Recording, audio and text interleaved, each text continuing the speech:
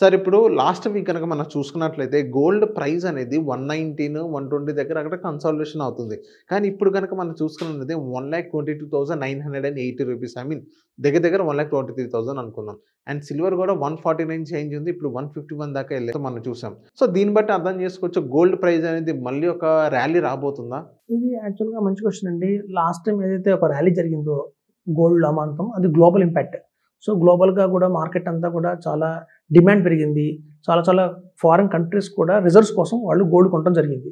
ఎప్పుడైతే ఒక టైం వచ్చి ఒక బుల్ మార్కెట్‌లో ఒక ర్యాలీగా వచ్చి హైకి చేరిపోతుందో ప్రాఫిట్ బుకింగ్ అంటారు. ప్రాఫిట్ బుకింగ్ అంటే ఏంటంటే ఎవరైతే తక్కువలో కొనుక్కున్నారో 1,90,000లో ఎవరైతే గోల్డ్ కొన్నారో వాళ్ళందరూ అమ్మడం మొదలుపెడతారు. కార్తీక మాసం మ్యారేజ్ బాగా అవుతున్నాయి. మ్యారేజ్ సీజన్ అంటారు ఇది. అలాగే మనకి దీపావళి మొన్ననే రీసెంట్‌గా జరిగింది. సో ఇట్లాంటి టైంలో ఏంటంటే మనకి ఒక ఇన్వెస్టర్స్ మళ్ళీ కొనటం మొదలుపెట్టారు. ఎందుకు అంటే ఒక మార్కెట్ పడింది. ఒక టైం ఎప్పుడైనా ఆల్ టైమ్ హై చూసినప్పుడు మైండ్‌లో ఏముంటుందంటే ఓకే. ఇది మళ్ళీ అంతగా పెరగొచ్చు. సో మళ్ళీ కన్జంప్షన్ మొదలుపెడతారు. సో ఎప్పుడైతే మళ్ళీ కొనటం మొదలుపెట్టారో ఆటోమేటిక్‌గా కొంచెం మార్కెట్‌లోకి గోల్డ్ అయితే ఏస్తుంది. మనం చెప్పేది ఏంటంటే గోల్డ్ అనేది ప్రెషియస్ స్టోన్ కాబట్టి మనం ఎప్పటికైనా వాల్యూయే ఉంటుంది. సో కాబట్టి ఎప్పుడైనా మీ దగ్గర 1,00,000 ఉందంటే ఒక్కసారి 1,00,000 లంసంగా పెట్టి కొనకండి. 10,000 దాకా పార్ట్స్‌గా చేసి కొనుక్కోమండి. ఈ అప్ అండ్ డౌన్‌లో మీరు కొంటారు కాబట్టి మీకు యావరేజ్ ప్రైస్ వస్తుంది. చూడండి చాలా మంది గోల్డ్ ఎందుకు కొంటారంటే మన పిల్లలకి ఇద్దరు ఆడపిల్లలు ఉన్నారు. రేపొద్దున ఫ్యూచర్‌లో వాళ్ళకి పెళ్లి చేయాలి.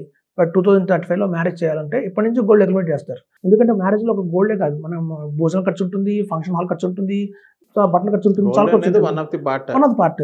సో అప్పుడు ఒక్కసారిగా అంత ఖర్చులో ఈ గోల్డ్ కొనాలి అంటే అవ్వదు.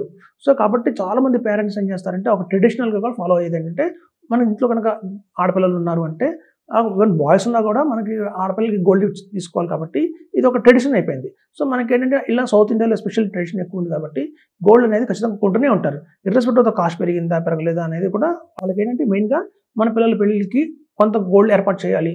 ఒక తులాలు ఇంత తులాలు అని పెట్టుకుంటారు మైండ్‌లో. సో అలా కొనే వాళ్ళందరూ కూడా ఇట్లాంటి టైంలో పడంగానే పడింది కదా! అంతకుముందు నిన్నటిదాకా అనుకున్నాం నిరుత్సాహపడ్డాం.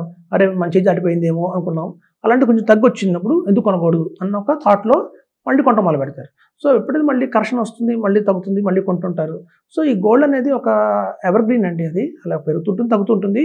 ఆల్ టైమ్స్‌లో గనుక గోల్డ్ కొనుక్కోవచ్చు. మీరన్నట్టు గోల్డ్ మళ్ళీ ర్యాలీ అయితే రావచ్చు. ఎందుకంటే ఇప్పుడు చూడండి మార్కెట్‌లో ఎప్పుడైతే గ్లోబల్‌లో అశాంతిగా ఉంది. అంటే గ్లోబల్‌లో చూస్తున్న ఎక్కడైనా వార్తు అన్‌సర్టెనిటీ బాగా ఉంది. ఈ అన్‌సర్టెనిటీ పోయినంత కాలం మీకు ఆ గోల్డ్ అయితే ర్యాలీ అయితే రావచ్చండి.